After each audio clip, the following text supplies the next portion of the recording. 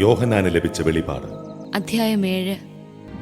വേറൊരു ദൂതൻ ജീവിക്കുന്ന ദൈവത്തിന്റെ മുദ്രയുമായി സൂര്യൻ ഉദിക്കുന്ന ദിക്കിൽ നിന്ന് ഉയർന്നു വരുന്നത് ഞാൻ കണ്ടു. കരയ്ക്കും കടലിനും നാശം ചെയ്യാൻ അധികാരം നൽകപ്പെട്ട ആ 4 ദൂതന്മാരോട് അവൻ ഉറച്ച സ്വരത്തിൽ വിളിച്ചു പറഞ്ഞു: ഞങ്ങൾ നമ്മുടെ ദൈവത്തിന്റെ ദാസരുടെ നെറ്റിത്തടത്തിൽ മുദ്രകുത്തി തീരുവോളം നിങ്ങൾ കരയോ കടലോ വൃക്ഷങ്ങളോ നശിപ്പിക്കരുത്. മുദ്രിതരുടെ എണ്ണം ഞാൻ കേട്ടു. ഇസ്രായേൽ മക്കളുടെ എല്ലാ ഗോത്രങ്ങളിലും നിന്ന് ആകെ 144,000. ഇതിനുശേഷം ഞാൻ നോക്കിയപ്പോൾ ഇതാ എണ്ണി തിട്ടപ്പെടുത്താൻ ആർക്കും സാധിക്കാത്ത ഒരു വലിയ ജനക്കൂട്ടം. അവർ സകല ജനതകളിലും ഗോത്രങ്ങളിലും രാജ്യങ്ങളിലും ഭാഷകളിലും നിന്നുള്ളവർ. അവർ വെള്ള അങ്കിയണിഞ്ഞ് കൈകളിൽ കുരുത്തോലയുമായി സിംഹാസനത്തിന് മുമ്പിലും കുഞ്ഞാടിന് മുമ്പിലും നിന്നിരുന്നു. അവർ ഉച്ചത്തിൽ വിളിച്ചു പറഞ്ഞു: സിംഹാസനാരൂഢനായ നമ്മുടെ ദൈവത്തിന്റെയും കുഞ്ഞാടിന്റെയും പക്കലാണ് രക്ഷ. ദൂതന്മാരെല്ലാം സിംഹാസനത്തിനും ശ്രേഷ്ഠന്മാർക്കും 4 ജീവികൾക്ക് ചുറ്റും നിന്നു. അവർ സിംഹാസനത്തിന് മുമ്പിൽ കമിഴ്ന്നു വീണ് ദൈവത്തെ ആരാധിച്ചുകൊണ്ട് പറഞ്ഞു: ആമേൻ. നമ്മുടെ ദൈവത്തിന് സ്തുതിയും മഹത്വവും ജ്ഞാനവും കൃതജ്ഞതയും ബഹുമാനവും അധികാരവും ആധിപത്യവും എന്നേക്കും ഉണ്ടായിരിക്കട്ടെ. ആമേൻ. ശ്രേഷ്ഠന്മാരിൽ ഒരുവൻ എന്നോട് ചോദിച്ചു: വെള്ളയങ്കി അണിഞ്ഞ ഇവർ ആരാണ്? ഇവർ എവിടെ നിന്ന് വരുന്നു? ഞാൻ മറുപടി പറഞ്ഞു: പ്രഭു, അങ്ങേക്കറിയാമല്ലോ.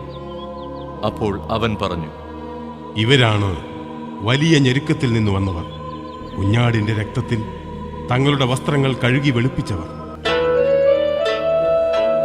യോഹന്നാൻ എഴുതിയ 1-ാം ലേഖനം. അധ്യായം 3. കണ്ടാലും എത്ര വലിയ സ്നേഹമാണ് പിതാവ് നമ്മോട് കാണിച്ചത്. ദൈവമക്കളെന്ന് നാം വിളിക്കപ്പെടുന്നു. നാം അങ്ങനെയാണ് താനും. ലോകം നമ്മെ അറിയുന്നില്ല, കാരണം അത് അവിടുത്തെ അറിഞ്ഞിട്ടില്ല. പ്രിയപ്പെട്ടവരെ, നാം ഇപ്പോൾ ദൈവത്തിന്റെ മക്കളാണ്. നാം എന്തായി തീരുമെന്ന് ഇതുവരെയും വെളിപ്പെട്ടിട്ടില്ല. എങ്കിലും ഒരു കാര്യം നാം അറിയുന്നു: അവിടുന്ന് പ്രത്യക്ഷനാകുമ്പോൾ നാം അവിടുത്തെ പോലെയാകും. അവിടുന്ന് ആയിരിക്കുന്നത് പോലെ നാം അവിടുത്തെ കാണുകയും ചെയ്യും. ഈ പ്രത്യാശയുള്ളവൻ അവിടുന്ന് പരിശുദ്ധനായിരിക്കുന്നത് പോലെ തന്നെ തന്നെ വിശുദ്ധനാക്കുന്നു. വിശുദ്ധ മത്തായി. അധ്യായം 5. ജനക്കൂട്ടത്തെ കണ്ടപ്പോൾ യേശു മലയിലേക്ക് കയറി. അവനിരുന്നപ്പോൾ ശിഷ്യന്മാർ അടുത്തെത്തി. അവൻ അവരെ പഠിപ്പിക്കാൻ തുടങ്ങി: ആത്മാവിൽ ദരിദ്രരായവർ ഭാഗ്യവാന്മാർ, സ്വർഗരാജ്യം അവരുടേതാണ്. വിലപിക്കുന്നവർ ഭാഗ്യവാന്മാർ, അവർ ആശ്വസിപ്പിക്കപ്പെടും.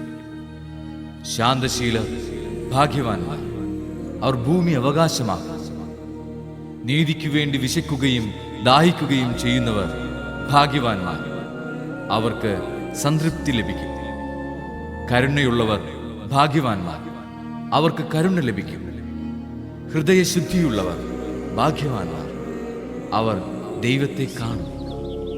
സമാധാനം സ്ഥാപിക്കുന്നവർ ഭാഗ്യവാന്മാർ, അവർ ദൈവപുത്രന്മാരെന്ന് വിളിക്കപ്പെടും. നീതിക്കു വേണ്ടി പീഡനമേൽക്കുന്നവർ ഭാഗ്യവാന്മാർ, സ്വർഗരാജ്യം അവരുടേതാണ്. എന്നെ പ്രതി മനുഷ്യർ നിങ്ങളെ അവഹേളിക്കുകയും പീഡിപ്പിക്കുകയും എല്ലാവിധ തിന്മകളും നിങ്ങൾക്കെതിരെ വ്യാജമായി പറയുകയും ചെയ്യുമ്പോൾ നിങ്ങൾ ഭാഗ്യവാന്മാർ. നിങ്ങൾ ആനന്ദിച്ചാഹ്ലാദിക്കുന്നു. സ്വർഗത്തിൽ നിങ്ങളുടെ പ്രതിഫലം വലുതായിരിക്കും.